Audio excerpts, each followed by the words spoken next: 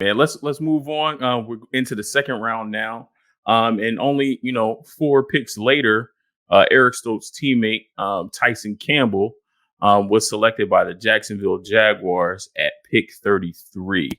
I know you mentioned Tyson Campbell earlier, so just touch on it again. What did you see? What did you like from Tyson? How do you think he fits in Jacksonville? Very patient. I love the way he played. Now with Jacksonville, they got a whole new coaching staff, so we'll see what adjustments they make. I really like C.J. Henderson. The year before, he was my CB1, and now they have a guy like Tyson Campbell, who is a top 5 corner for me. You look at his length and his ability and his speed and his feet. I think all those are terrific. What I'm interested to see is their head coach said that they're going to cross train him to play nickel. He doesn't look like a nickel to me. I didn't see nickel. And that's not to say that he didn't have good reps inside, but just ideally when you think of a nickel and those type of movement skills, I didn't think he had that. I thought he'd be a terrific outside guy and thought he could play well from there, but we'll kind of see what happens because, and I could be wrong, but I just didn't look at him as a nickel guy. And I think for him, especially a rookie coming into the NFL, I don't think I would cross-train him to be a nickel. I think if you want to talk about a guy with man press ability and just the ability to line up inside to play man with certain matchups, that's one thing. But if you're talking about, well, yeah, I want you to play outside and be this really good corner outside, but also I'm going to put you inside. Now, remember, I talked about all the different things from the outside and all the different motions and things like that, the adjustments. Well, now I got to learn all those adjustments, all those motions, all those things from the corner, outside corner position, and then slot, which is a totally different position. The drops are different. The zones are different. Like based on where I'm at, if it's a fire zone, I do this if I'm on outside. But if I'm in the nickel, I do all this. And you're going to throw all that at him from the jump. We'll see how he handles it. But that could be like overload. And if you see some blown assignments from Tyson Campbell, that's why. But maybe he has the mental capacity to handle all of that. We'll see. But again, the mental part of it is one thing. It's a whole another thing. The physical part of it, and that's the part where I was like, I didn't necessarily see maybe the consistent movement skills to be that type of guy, but really like him on the outside. And again, I can show you reps where he played very well in the slot. I posted some where it was good man against Kadarius Toney. Another one was against, I want to say, was Mechie for Alabama. So he has those reps. I just didn't think like that's who he is consistently. And if you talk about that, and if you think about muscle memory, what you do as an outside corner is different from what you do as an inside corner. On top of the mental aspect, if you do see some blown assignments, some miscues from Tyson Campbell, talk about how that can affect his confidence, especially as a young corner, and what that hit to his confidence can then do to his play, and how it can trickle into you stacking more bad plays instead of stacking more good plays. Nah, I think that's a really good point. And I think you hit the nail on the head. Like, I think there's definitely some frustration that can creep in, or maybe feeling like you're not good enough to do this, that, and the other, especially when you haven't established yourself at one area.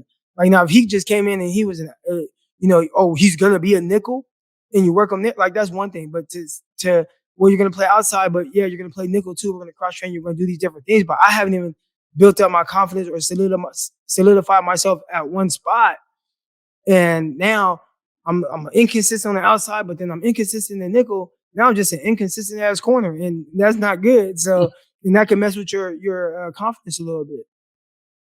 Now let's talk about this a little bit more in depth too, because as a player, and you've been around it and you've seen how this can affect guys. A lot of the negativity goes to the player. The player becomes the scapegoat because of their inconsistency.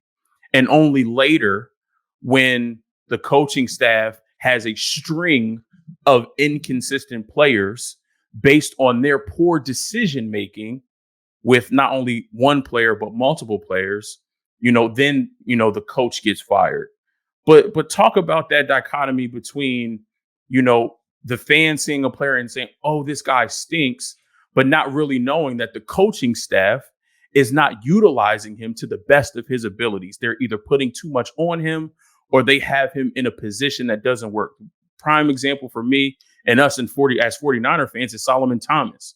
We got him and we immediately tried to take him and put him on the outside as a defensive end, and that didn't work. It didn't work for him. So kind of talk to that and, how that can be frustrating for the player.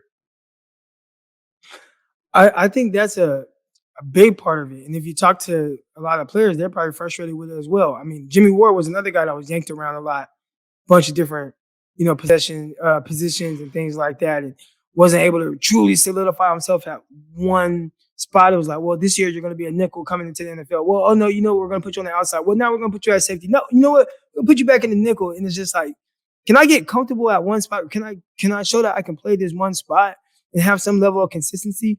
So I think that's one thing that definitely can hurt guys. And I think just like a coaching staff coming in and doing that weird stuff like that Jacksonville is doing with Tyson Campbell, it's not ideal. And, again, like you said, the player ends up taking all the heat for it where he just can't play. But it's like, man, like, look at what this coaching staff is asking this guy to do.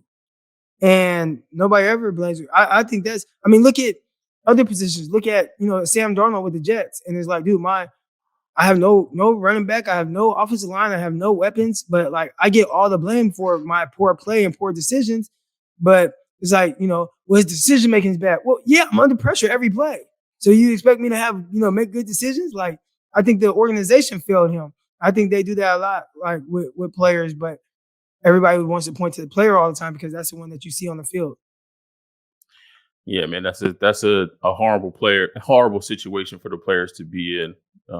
I think that needs to be changed and switched up. But coaches and ownership, they run the league, so we won't spend too much time there.